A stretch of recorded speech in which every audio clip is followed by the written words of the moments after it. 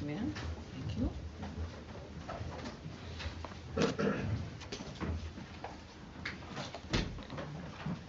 Hi, everyone. Hi. Welcome back. Appreciate you being here. Thank you.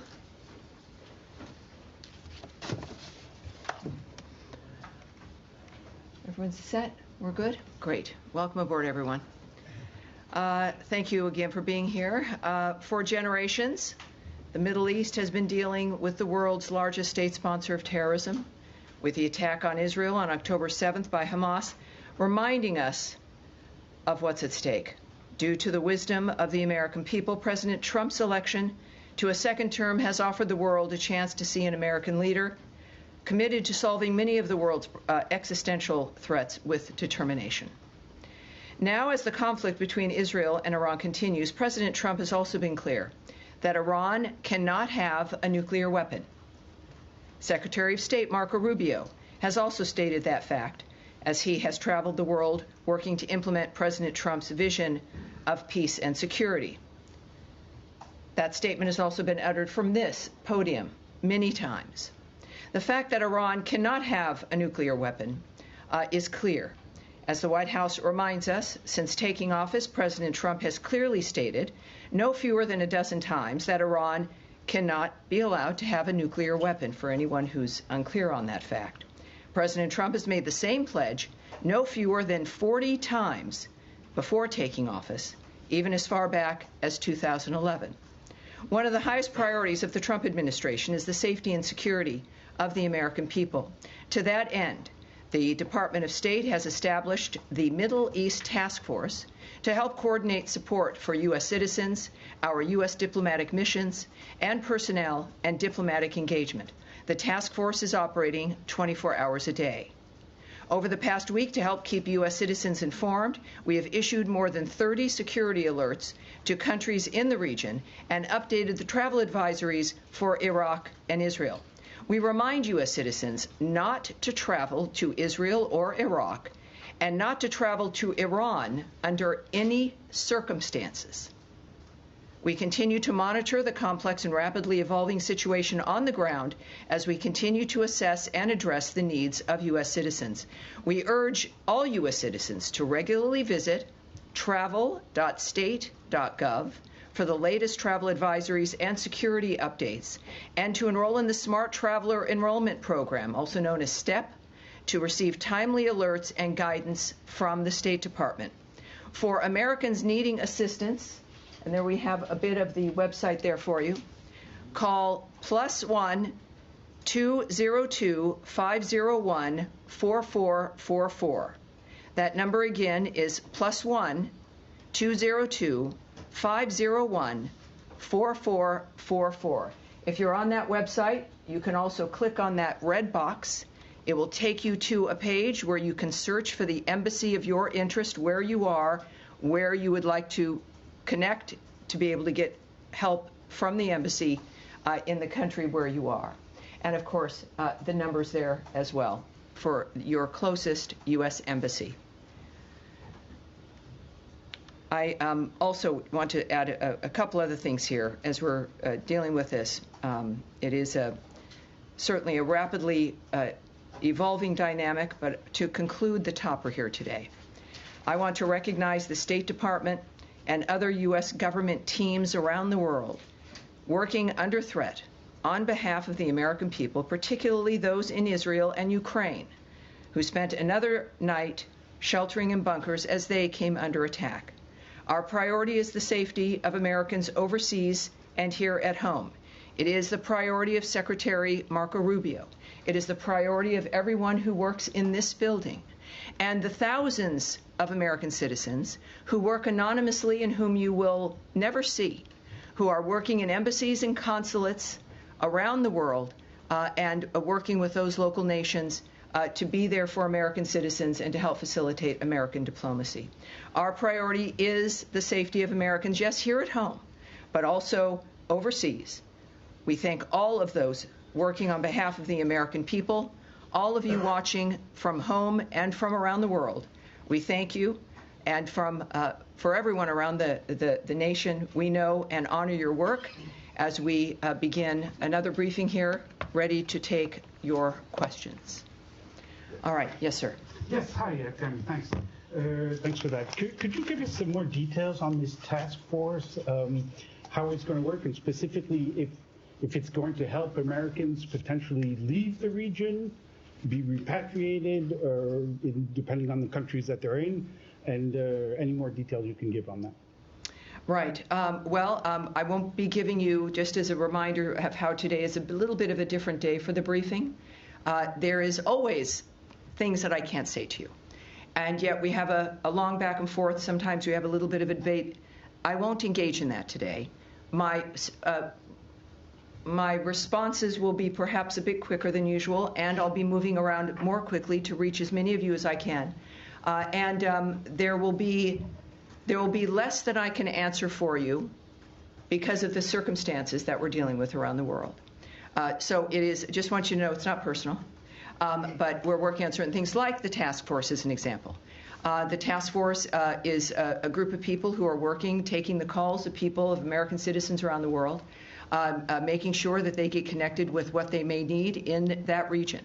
I won't go into the details of all that the task forces do, of course, but it's about information, making sure people here at the State Department and people that we get the information we need, but also people around the world, American citizens, get directed to the information that they may need as well.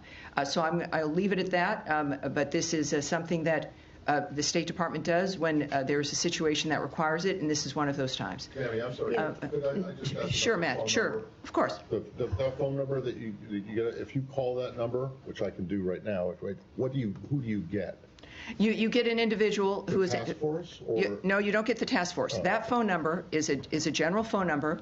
The task force is busy, but it is a separate unit that is established to take the calls to assist American citizens who call to the embassies. Particularly, you're going to be referred to embassies who can help you get what it is you need. So good question. Thank you, sir. All right. Yes, Andrea. Just a quick question. There's some specific consular needs. One in particular that I'm aware of, and there may be more than one, is an American citizen in Iran, where there is no embassy, no consulate. Mm-hmm. Would that be the Swiss protectorate? Would there be other options?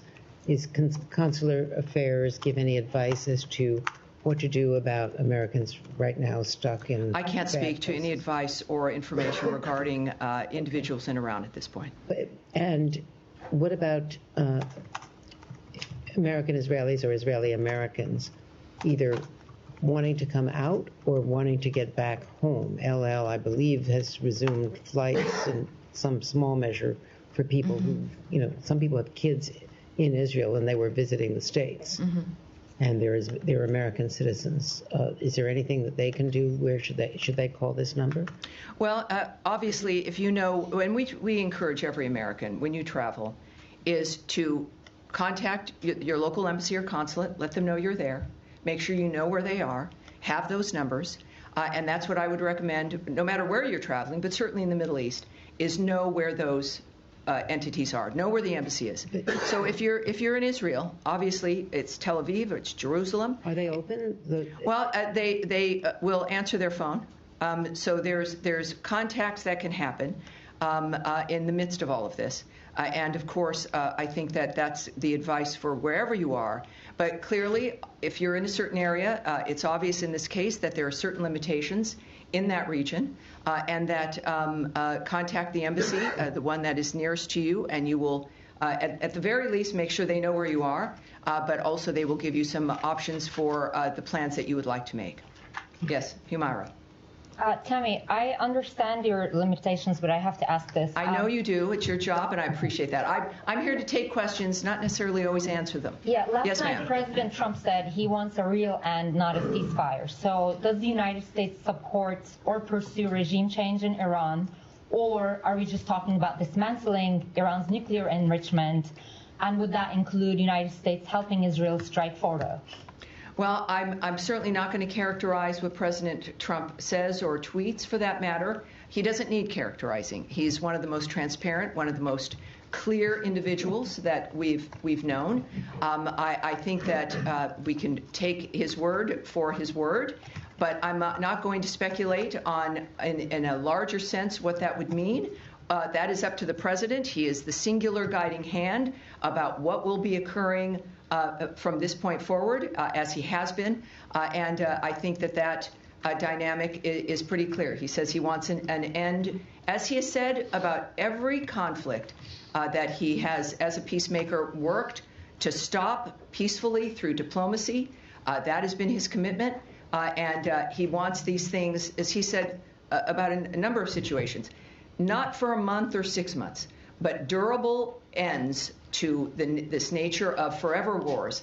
And that has been his posture, and that's his posture now. Okay, I have an easier follow-up. Yes, ma'am. How many people... I'll take a hard one, too. I'd say. How many people so far have contacted U.S. missions in Israel or elsewhere, American citizens, seeking help to depart the country that they're in the Middle East? Yes, I won't discuss those details or the numbers involved with the embassies. Are you guys planning to facilitate charter planes to get people out or military evacuation? I will not discuss what our plans are in that regard. Yes, ma'am. Just to follow up on that really quickly. Sure. Are you guys considering at all operations that would help Americans who want to leave the region from evacuating?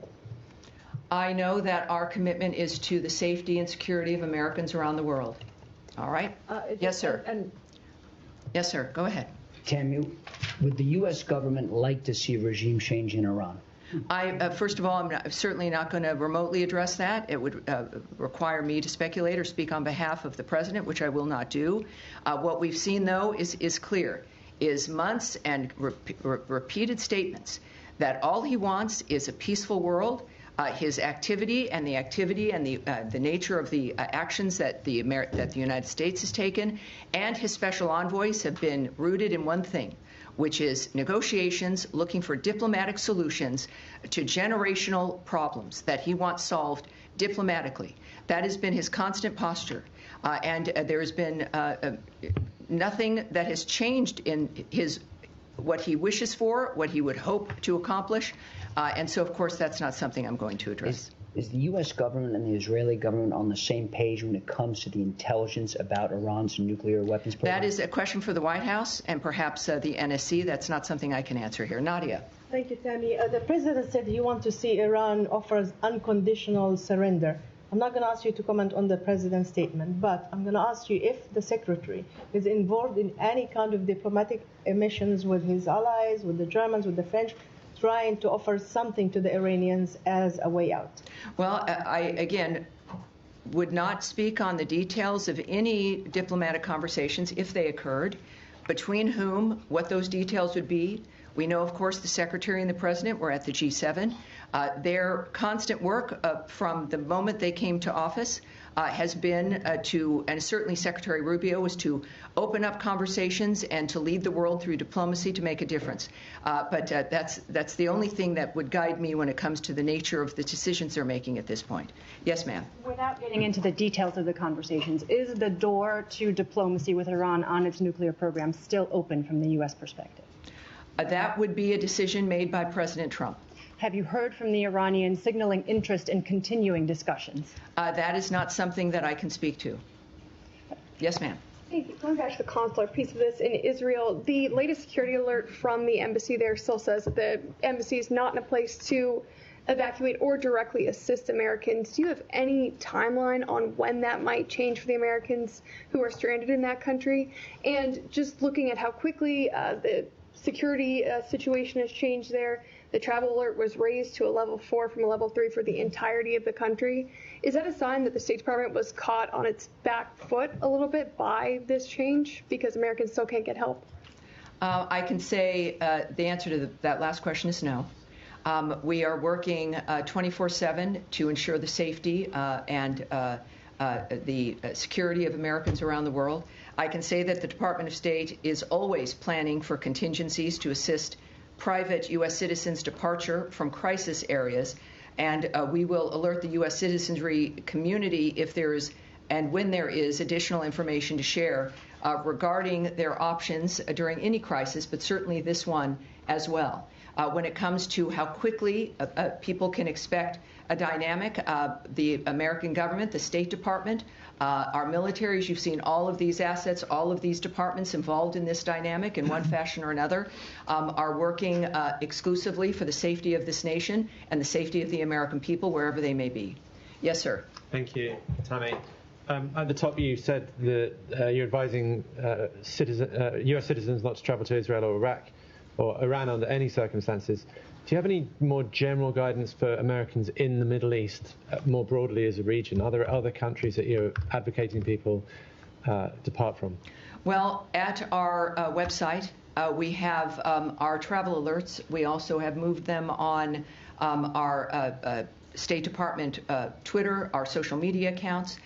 Those are for the public to see. Would there be, what is the specific one for people to look to if they want to look for specific country travel alerts?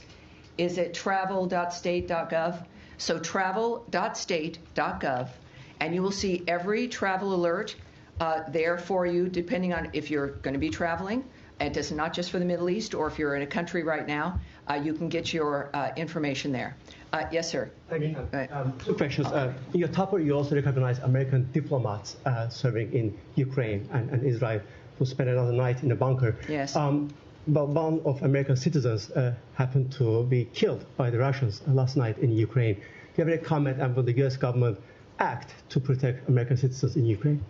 Yes, we are aware of last night's attack on Kyiv, which resulted in numerous casualties, including the tragic death of a U.S. citizen. We condemn those strikes and extend our deepest condolences to the victims and to the families of all those affected. The President, in the recent past, has made his thoughts clear about striking the civilian areas in that regard. And just to reiterate again, which is at the thread throughout all of the work that we do, is the Department has no higher priority than the safety and security of U.S. citizens abroad, and we can confirm the death of a U.S. citizen in Ukraine, and we stand ready to provide all possible consular assistance. And out of respect to the family during this obviously horrible time, we have no further details to offer in that regard. And second topic, in light of Israel-Iran tension, some of our colleagues from VOA Persian service were called back reportedly. How much do the events of past few days signify the role of VOA and other outlets to counter these narratives from U.S. enemies?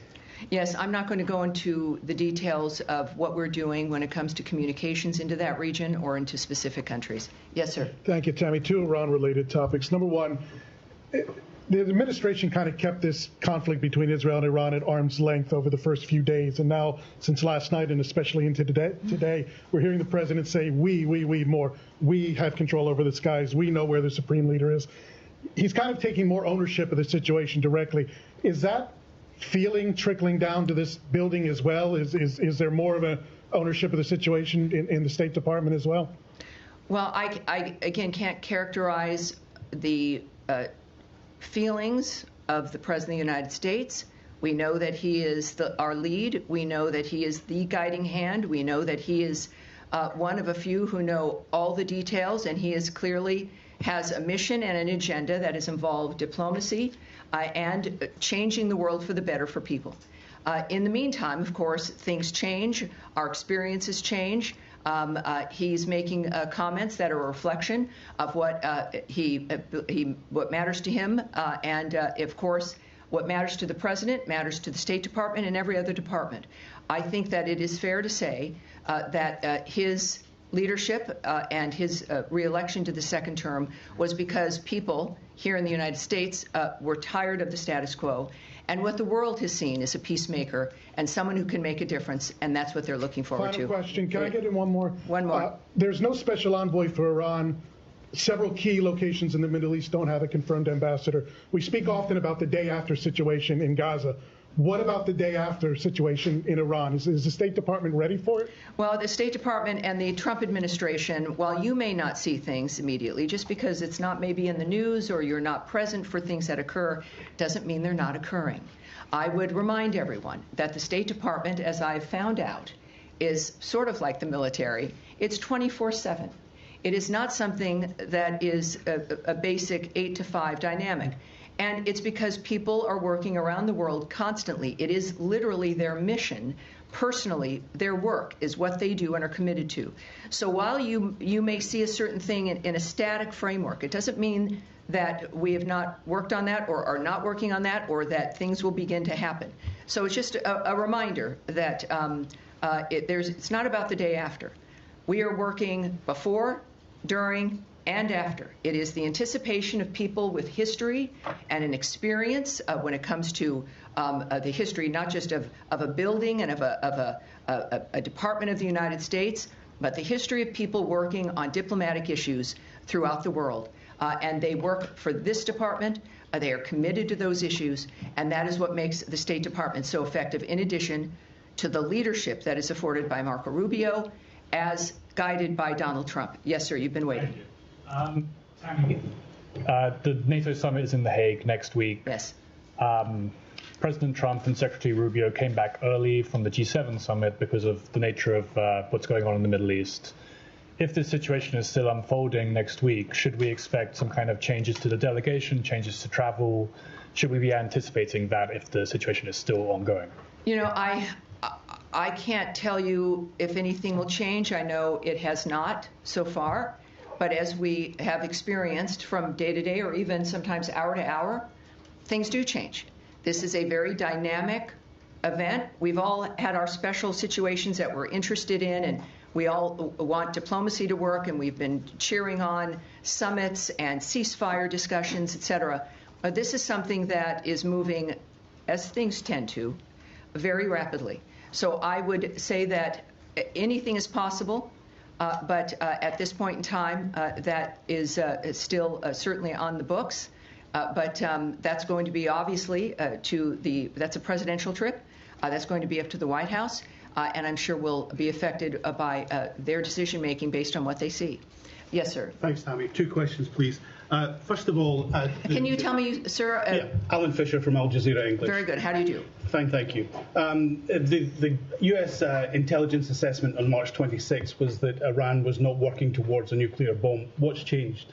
That the U.S. position seems to be that it was very close.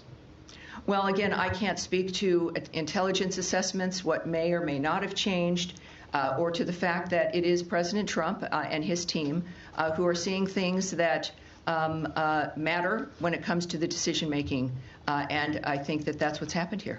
Second question is, if the president in his first term was willing to give the Taliban 18 months to come up with a deal, why was there only 60 days given to the Iranians to discuss something which is much more complicated? Again, I'm not going to discuss the details of the decisions made by the president. Andrea? I'm just saying that was Tulsi Gabbard's testimony in open session to the committees. Well, yes, and as I've noted, today is not that day. Next, yes? Yes, sir. Tie in the white shirt. Thank Is that you just suggesting that Andrea, we're moving on, please. Let's please I'm just be able to to manage this. Sir, in the back there. Thank you, Tammy. My question is, the other week we were talking about the negotiations between Iran and the U.S., and the president was very optimistic about it. And now drastically everything has changed, and we are talking almost about a full-scale war between Israel and Iran. How do you name the procedure right now? Has the negotiations failed, or how can we name it? My second question will be, the Iranian state TV has been targeted by the Israeli Air Force. How do you see that? Do you see a state TV channel as a legitimate target? Well, you'd have to ask Israel about their decisions when it comes to the choices with what they strike and what they don't. And on your first question, which now is already, what was your first question? My first question, after all this, after these escalations, how do you name the process? I would say that you would look to the President of the United States for how he is characterizing what has occurred. And he is very open and transparent with that, and does it with his many conversations with the media and also on Truth Social. He is clearly accessible, certainly with his remarks, and he has said a number of things on social media that I think might answer your question. Yes, Saeed. Thank you. Very quick question on Gaza. Can I do that? Of course. Well, yeah. Are we continuing Well, I still also with? have- I also have I will come to you on Gaza, Saeed. I promise. But let's continue with the topic at hand. So yes, sir, in the back. Thank you so much, Tammy. Two questions. One question on Iraq related to Iran. Iranian-backed group Qatar Hezbollah threatens the U.S. against interfering in the Israel-Iran conflict, which they said any American intervention in the conflict would prompt the group to target the U.S. interests across the region. Have you reached to the Iraqi government, and what's your message to these groups? And the second question, what's the State Department's assessment of diplomacy? Have you put diplomacy on a side, or you still believe that diplomacy can work with Iran?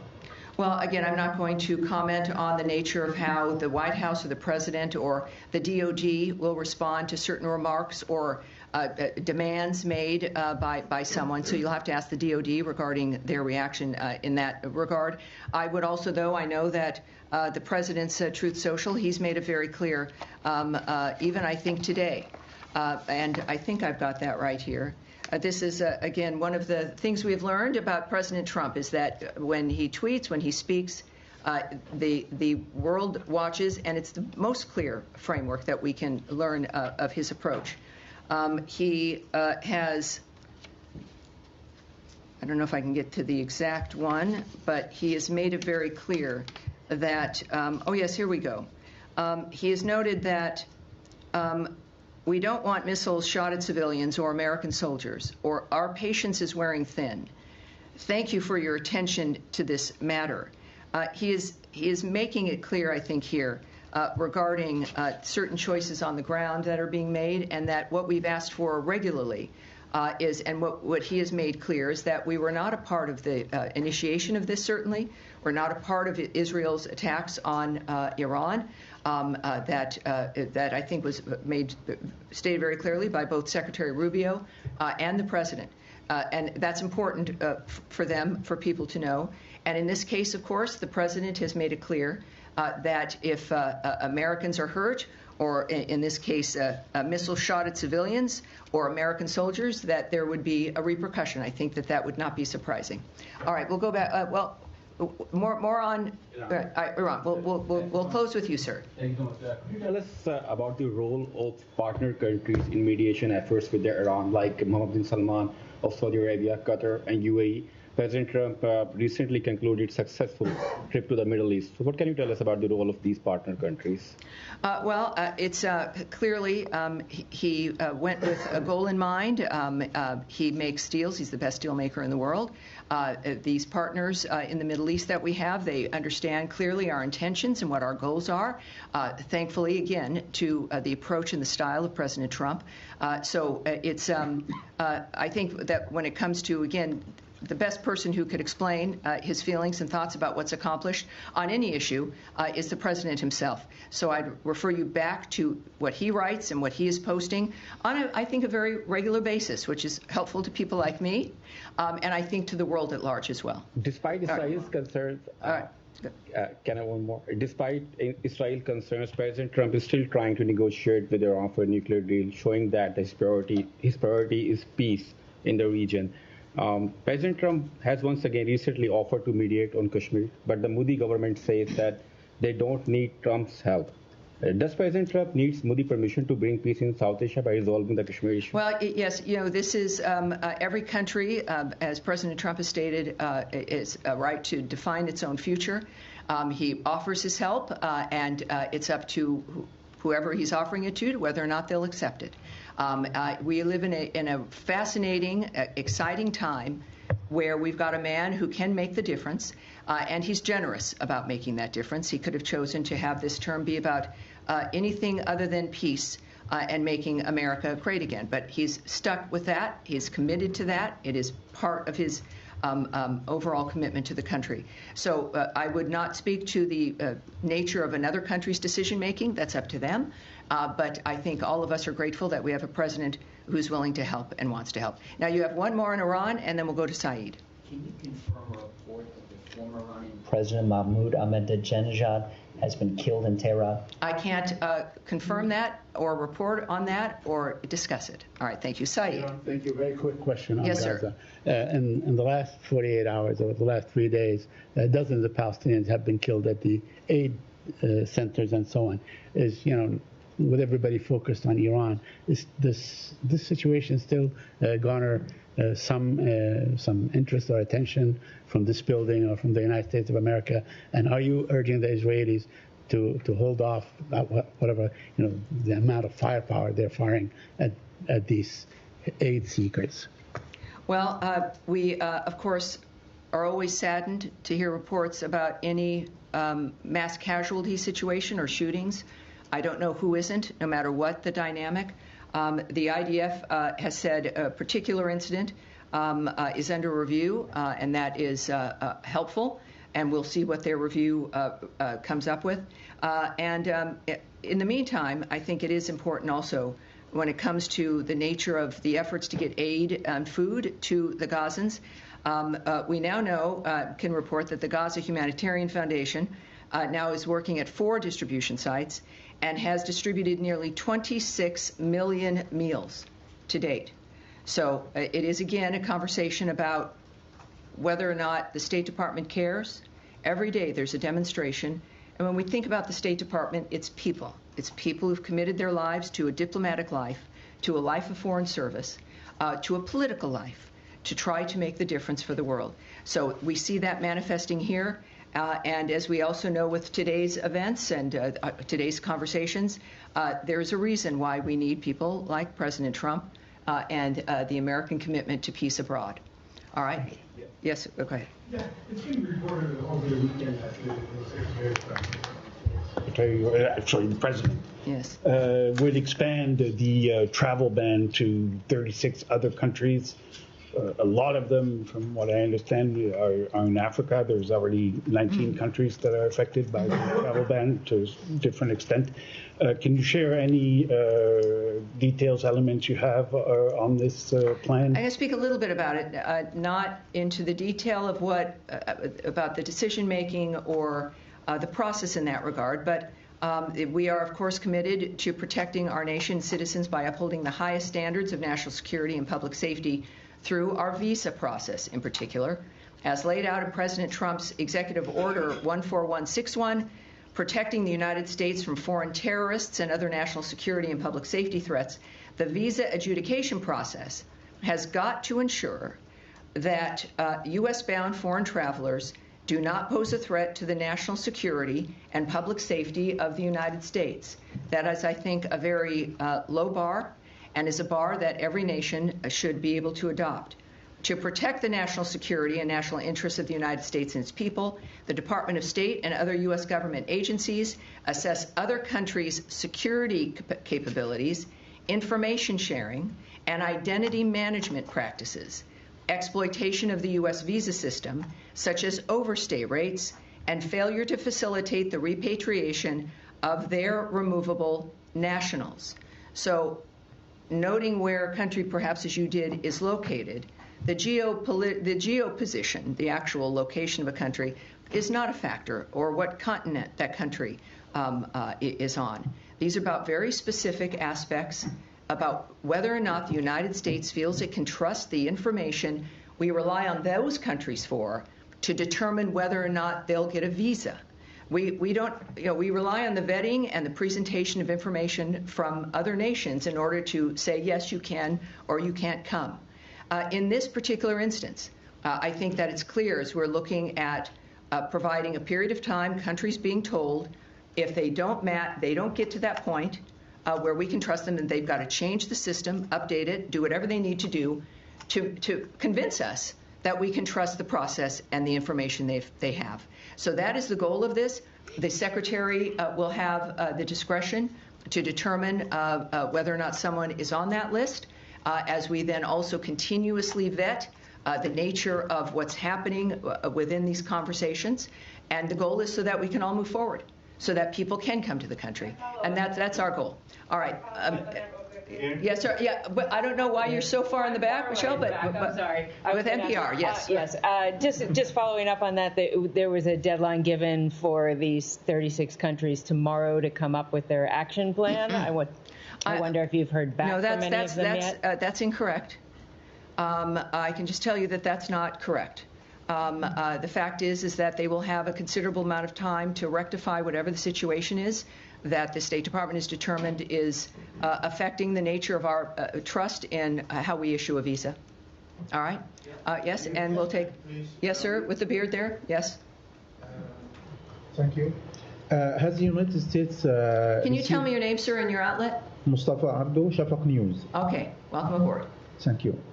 Has the United States received any official request from Baghdad to help prevent Israeli overflights in Iraqi airspace? And what is Washington's response to such a request? Again, you would need to speak to the Department of Defense and the White House regarding that. I won't speak to the details of conversations, certainly about anything of that matter involving any country. And I think that will be it for today. As we return, thank you all for your patience, and I expect to see you again later in the week. Thank you very much, everyone. Thank you. Thank you. Appreciate it.